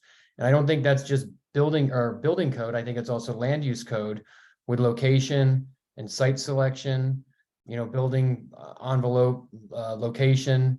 You can't, carve out a north facing side of a hill and build 15,000 square feet and have that be efficient, not just from an energy consumption use standpoint, but a land use impact standpoint, some of the other considerations we're making. So my feeling, and I actually sent a fairly involved email to the growth committee staff, and I need to get clear on the housekeeping point earlier on how we're submitting communication to the committee, et cetera. I'll follow up with that. But my point with the email was utilizing some sort of performance standard in the code for both building and land use to reduce the energy consumption of larger homes and make it more stringent to build larger homes. And by default, those homes, and I think as Nicholas said, just won't get built. And as August said, other locations and other efforts can be undertaken, probably at a cost and at a much more involved process, but creating a more energy efficient home and a home in a location that's more appropriate from a land use standpoint. Therefore, you're not just chopping the size of the home arbitrarily necessarily, but you're giving a standard has a basis to it, a rational basis of why you can or cannot build a large home and codify it. Some more levers. Cliff. Let's take a utopian view. The next 100 gigantic houses are net zero use of energy. You still need more people to build it, more plumbers to service it, more electricians. We need more housing, we have more traffic, more waste, and all these other issues. This is not just energy consumption. And there's never going to be enough revenue, no matter how much they build, or how much they give the city and the county, to offset what's already happening. This has been going on for decades, and it's not getting any better, it's getting worse. And allowing this to continue as is, like I said once before, it's a death spiral for this whole county. Thank you. Okay, well, with that, thank you, Cliff. I appreciate that comment. One of the activities that we wanted to do tonight is to have conduct a continuum exercise. And so we have these are the QR codes. And what we want to do is to take a straw poll. This doesn't mean that you can't change your mind later, that you are sticking to this idea now, but it's just to get a sense of where we are, where the group is on a house size, take the temperature of the room, so to speak. It's a little in here. Maybe you're gonna think about something else, but we just want to get a sense of where we are. We've had a lot of conversation about house size, and we have, data that has been put before us. We have some anecdotal information, we have some thinking about it. And so we'd like to, as a group, figure out where people are thinking right now. Because this, again, is just one of the levers that we could potentially use in order to reach the goals. And once we get a sense of where we are, where the group is, then we can start thinking about how much we need to pull on some of the other levers that we've all been talking about. And then what are some other innovative ideas? I know Sierra and I were talking about some ideas earlier this afternoon, and Christy just presented us with some, and Nicholas, you come up with some ideas. So it's like, as Cindy has said, and this is not the only lever, and there's other ideas that we can put into play. So I think Mavis is gonna walk us through how we're gonna do this. Well, if I could just add to that real quickly, don't forget, this is all towards reaching the goals that have been put in front of us. So, I get really tied up in thinking about, oh my God, house size and, the specifics of all of that. Step back and remember the goals of the Board of County Commissioners that they put in front of us, which is, the 2050 goal of emissions, reduce 90% by 2050, the net zero homes by 2030, and keeping a robust economy. Quality of life. And quality of life. And part of that is, we've talked about, also includes character. So just wanted to throw those goals out there again. And as a committee, we all signed up to help reach those goals. That's the other piece. And so if someone just doesn't want to use the QR code and do it online, I can come around and you can just tell me your square footage and I can put it in manually also. So you can- Do you need to walk through? You want to walk through what we're doing? Yeah, so with your smartphone, I think everybody, I would assume, knows how to use QR codes, but if not, just take a photo and go to the Mentimeter. And you have a choice from 0 to 15,000 square feet and 1,000-foot increments, and just round up or down to the choice that you have. I have a question. Yeah. If we say 5,000 square feet, are we allowing the exemptions, the subgrade exemptions in the garage? So it's a great point. I think from the staff perspective, we want to understand the different areas you are, because there's so many different ways to get there, right? So maybe 5,000, and we build out some scenarios for you and we say, okay, we're going to look at taking away the sub-area grade, or we're going to look at all these other tools, right? How does it all come together? Which tools do you want in the tool chest? So that did not answer your question then. And I realize your question was, it's just the max house size. It's and- the max. Yeah. The max, no matter what Yeah. exemption you. So it's includes the 4,000. Yeah. Or the 4,750 or whatever. But we don't have to include 4,000. No, It you're- could in it your could be the thinking- max size. In your thinking, I think they're saying to All in include it in your there. thinking. Yeah. Oh, okay. Just think about the total size, Yeah. forget that some of it's exempt, some of it isn't. Okay. You're all in. Yeah, You- so you once said we, 5,000 everyone square feet. adds theirs, we'll look at the bigger group. Okay. Sure. Does everybody? Does anyone else need me to add manually? Joe raises his hand. Mentimeter is asking me for a code.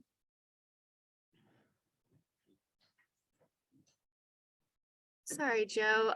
Were you scanning the QR code or entering Yeah. the URL? Just the code, just the pattern.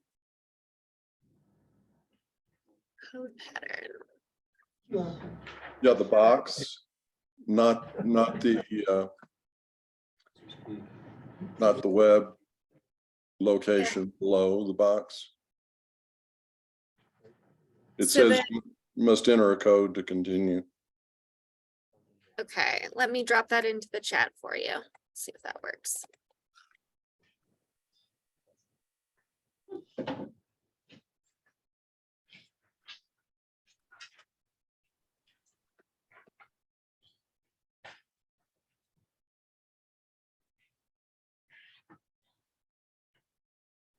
Like Brian signs up. Did you have a couple? Yeah, buying something on Amazon. Not a question, a comment, Okay. Okay. and it'll be relevant to the results, so.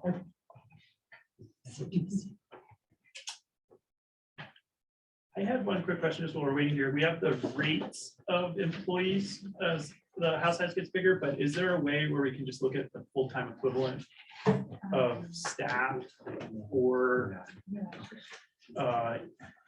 different home sizes? We can see if the study, The list I just couldn't find in there. will look. Just if there's some number of like, there's 2, 3 people per.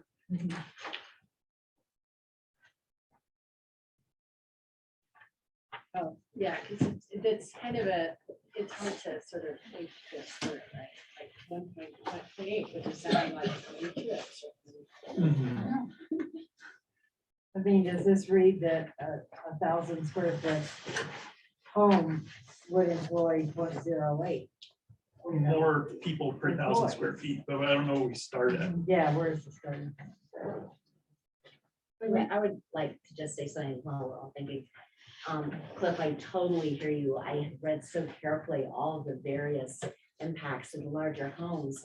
But like with Nicholas, I think there are ways to attack and massage and think about how we can solve those specific issues as well, because I do think that there is a benefit, well, whatever. But please, I hope everybody doesn't think I'm not reading the materials and don't understand the full categories. I just think they each have potential solutions. And look, you all are here because this is not easy, right? There's lots of different things to balance. And so that it's a great discussion and the innovative ideas is why you all are here, right? What can we be doing differently that we haven't thought of yet? So.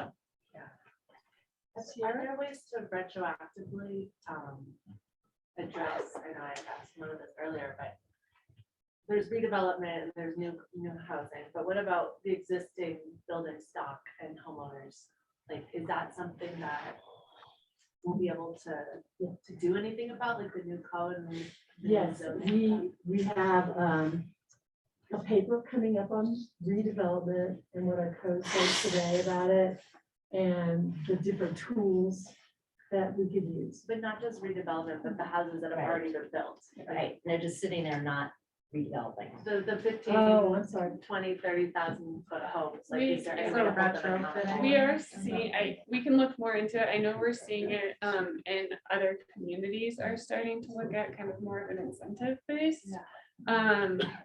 And so we'll look at some here and kind of come back to you. I would love to learn more about that. Well, and the way I can think of that other place they're done, I mean, if there's funding for it, which is one of the things I think Christie's talking about, there can be some cash incentives, right? Like CORE has done plenty of those things, right? Right, and there could be a combination of sticks and carrots, and Right. for example, Boulder has, it's kind of different, it's rental licensing, it could be tied to SDRs, it could be tied to energy efficiency increases, could be tied to other types of permitting. That's TDRs. Yeah, TDRs, it could be tied to some other opportunities, so. But, and we could create a whole program to educate, inform, inspire, and incent the current owners of the current houses. We could really go on the map with a lot of innovative new ways to get current houses redeveloped and doing better, way better. All right, do we have our results yet? Oh, I'm sorry, I didn't mean to overlook you, Randy. You're not overlooking, it's okay. I'm happy to make my comment after you hear the results. Did everybody You're vote? ready already? Okay, so yeah, Emma, we're ready. See the number. And Yeah, Joe, yeah. I just want to make sure, Joe, were you able to submit your answer? Am I still on? I'm not muted, am I? No. Yes, I was able to submit. Great. Thank you. Okay, we're ready to share then. Sorry. So just to explain this a little, the number you see here is an average, and then I'm just gonna mouse over this so you can see the individual responses per number.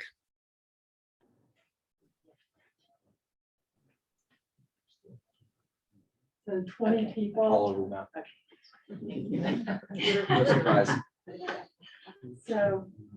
Not a majority to leave it alone. 1,000 square foot. Oh.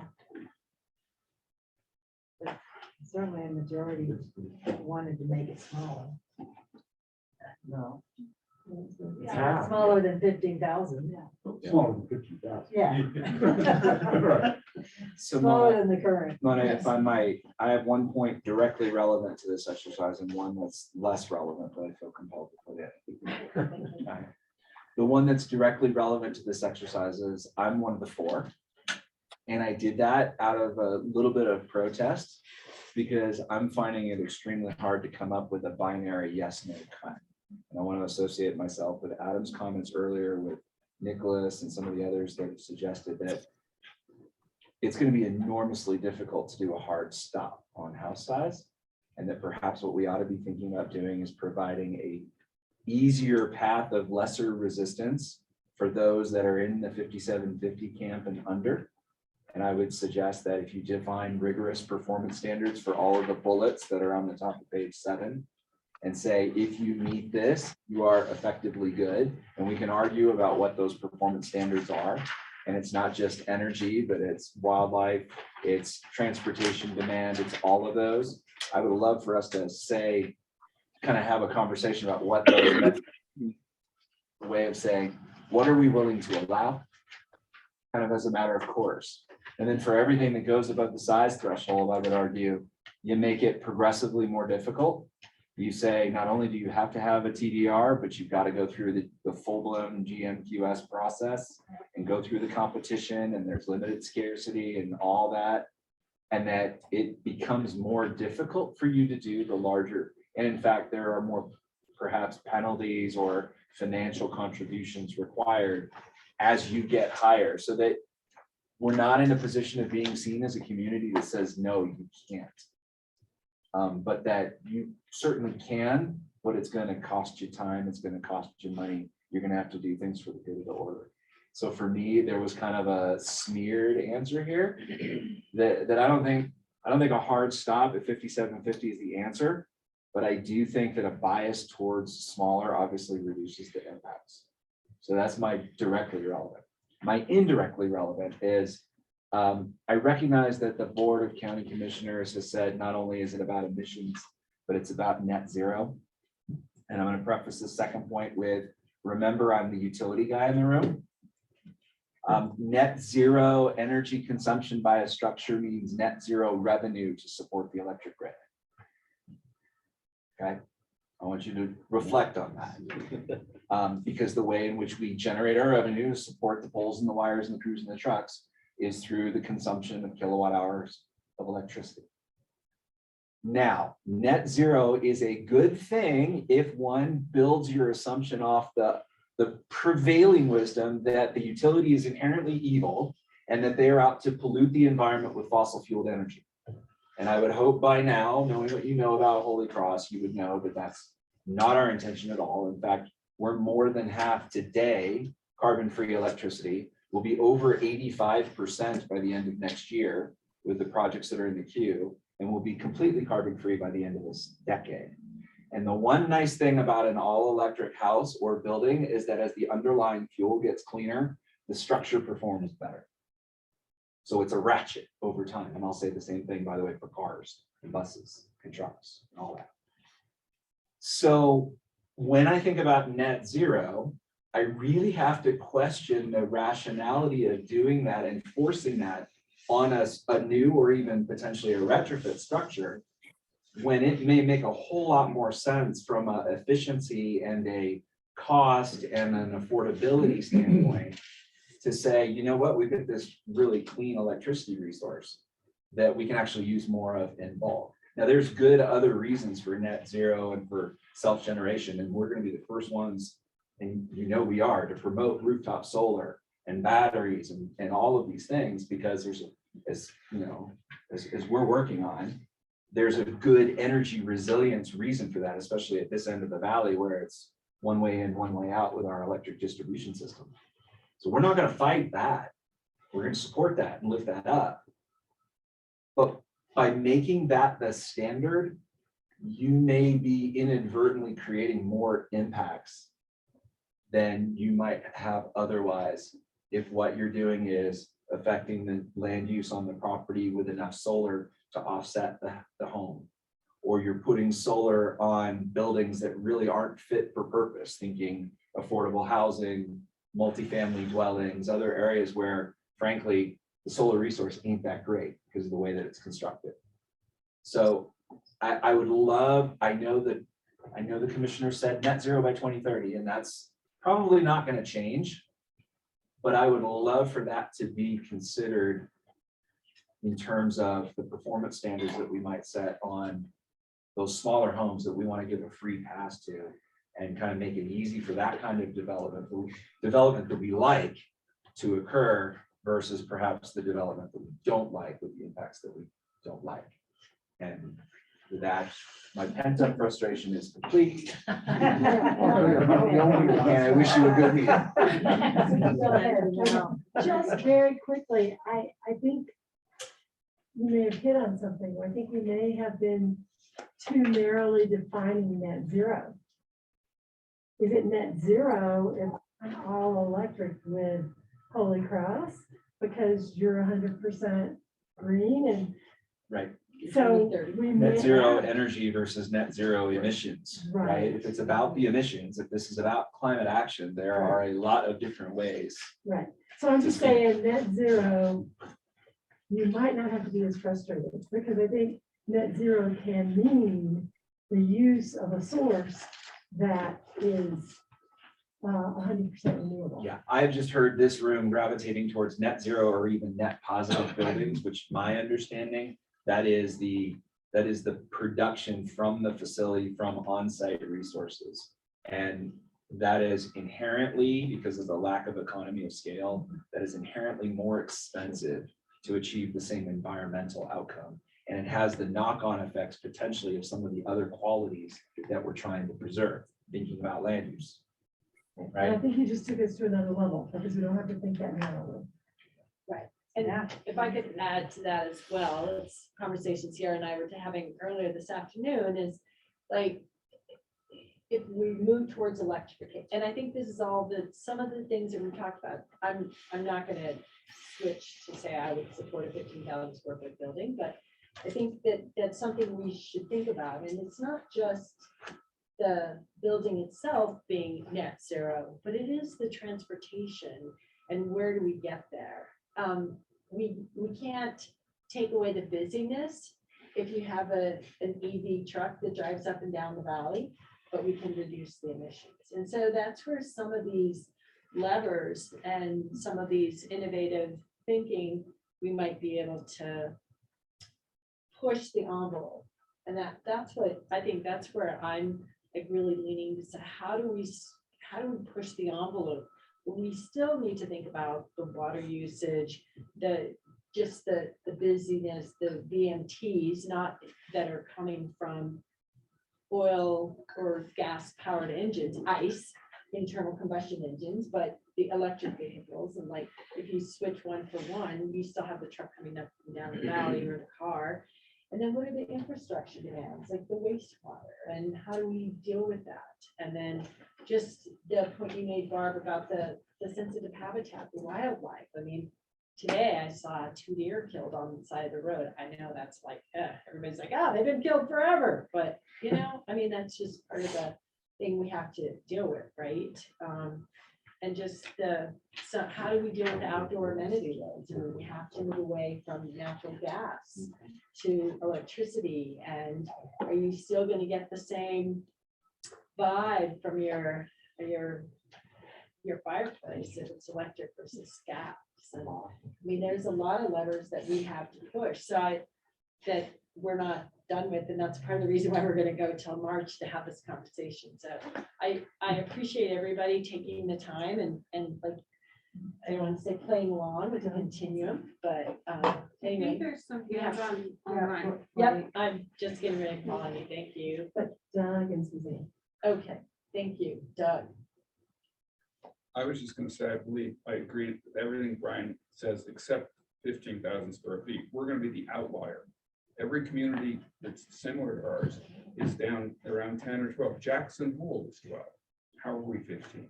How can we get where we need to go without bringing the top down? Once we get to a zoning or a right number, then it's difficult, and we do all the things Brian said, but it doesn't work at 15. August said as well, above 10, it's almost impossible. He also mentioned he can get to net zero on the property, but not for ongoing use, or not ongoing usage, but the people that come and work on it and the materials that come in and all those kind of things. So it's a net zero for the building the day that it's built. So that's all. Great. We also have, so Suzanne, you want to go next, and then we have somebody online. Blake, oh, Blake. And thank you. Randy. Blake, oh, we're looking at Randy. Wasn't that specific? Sorry. I need to turn. Okay, go for it. In my experience in observing this community and participating in it over the years, I have never seen making something more expensive for someone who is applying to build a house slow anything down. You know, you ask them to pay more to mitigate this or pay more to mitigate this, and they have it, and so they'll pay it. So we need to know what we really want in the end, because there's somebody in the world who has enough money to get there, and so we better be sure that that's what we want. Thank you. It's not going to discourage people. Great. Blake? Blake? you have your hand Thanks. up? Yeah, sorry, I'm just kidding. Well, I just want to just reiterate with the net zero side of things. Like a good example of what Brian was talking about is geothermal heat wells. While they do reduce a lot of emissions and requirements of heating and cooling, they do require consistent electrical load to run the pumps. And so it's things that I think that we should be, looking at how things like that are quantified when looking at the net zero side of things. And I think there's a number of similar situations that, I think it would be important to incentivize things like geothermal, but, I don't know how that would tie into a net zero scenario with the electrical use that's required for the pumps. But the main thing I'd raise my hand was just to reiterate something Morgan had said, and something that just being on this committee, multiple people have mentioned to me, is that I think with this development of smaller homes, I've had just a number of people talking about how difficult it is, and they've got a tree that they want to cut down to do this 2,500 square foot house, and it's $20,000. I mean, I think that there's a big opportunity to simplify some of the smaller houses, in order to make it an easier process for those developments, because I think a lot of people are just throwing their hands up and intimidated to go through the process of what's needed. So for whatever that's worth, just thanks. Oh, thank you. All right, is there anybody else with their hand up? We got Randy. And then Chris. Oh, yes, Chris, I see that. So I want to throw out something that's actually a concrete proposal for everybody to figure out. It's something that Glenn and I have kicked around a little bit. And it would get to a lot of the things that everybody's talking about, but it would really reduce the number of houses that have the potential to be 15,000 square feet. And it's a really simple thing that we could do. So right now, AR10, RS20, RS30, there are zones that are unregulated with respect to the floor area ratio. They have none. So a non-conforming lot in Castle Creek, for example, like in Conundrum, got a 2-acre lot, zoned AR10, it's substandard in size, would be 15,000 square feet, theoretically.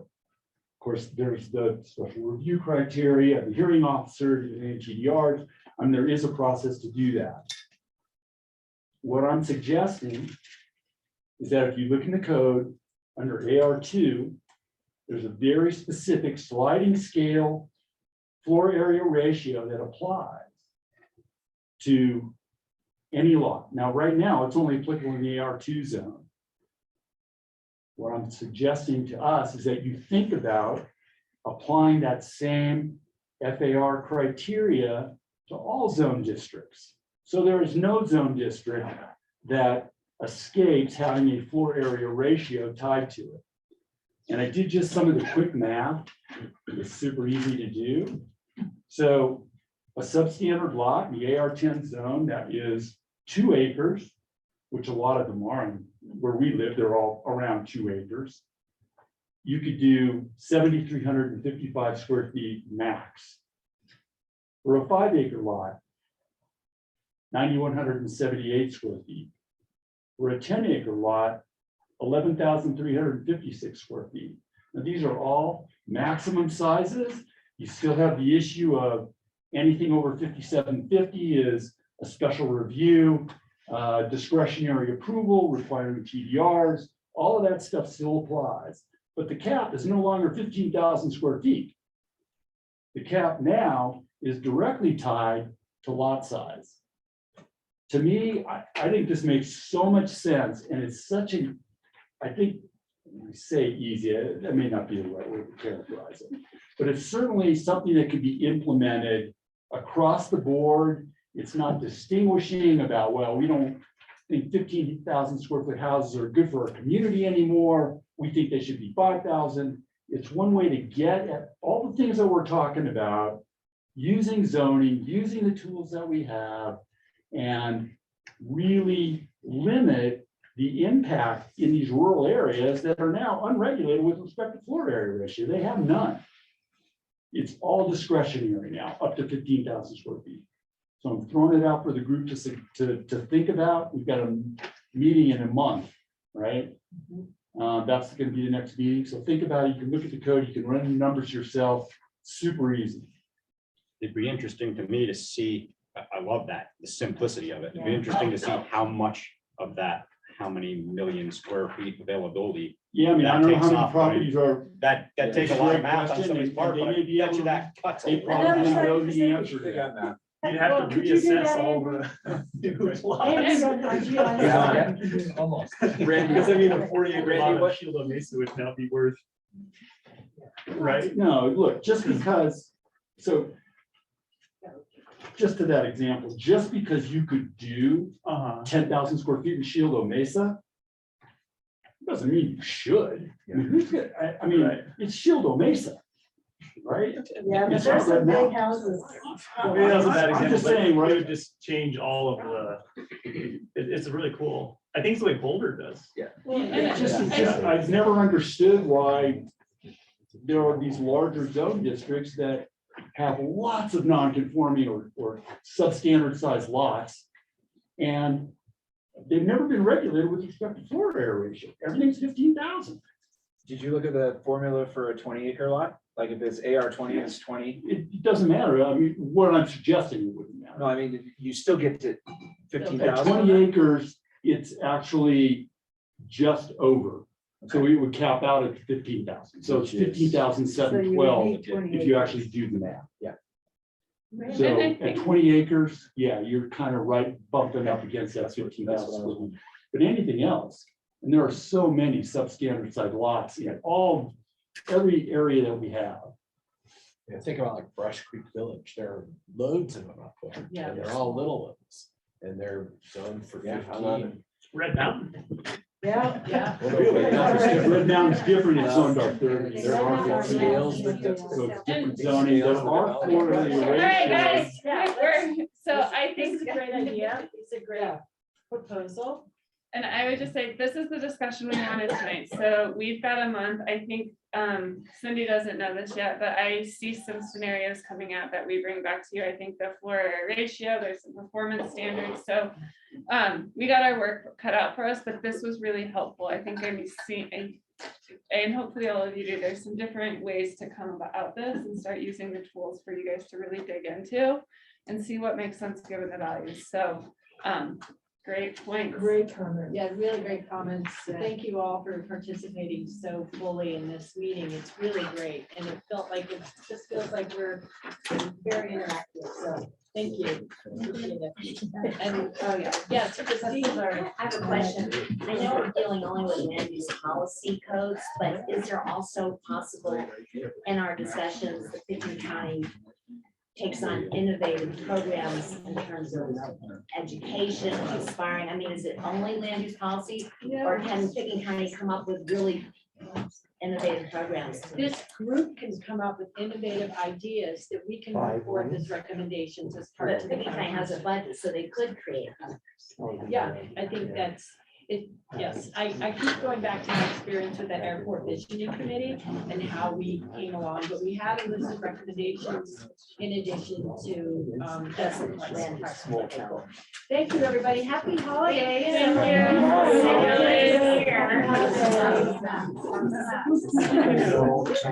Thank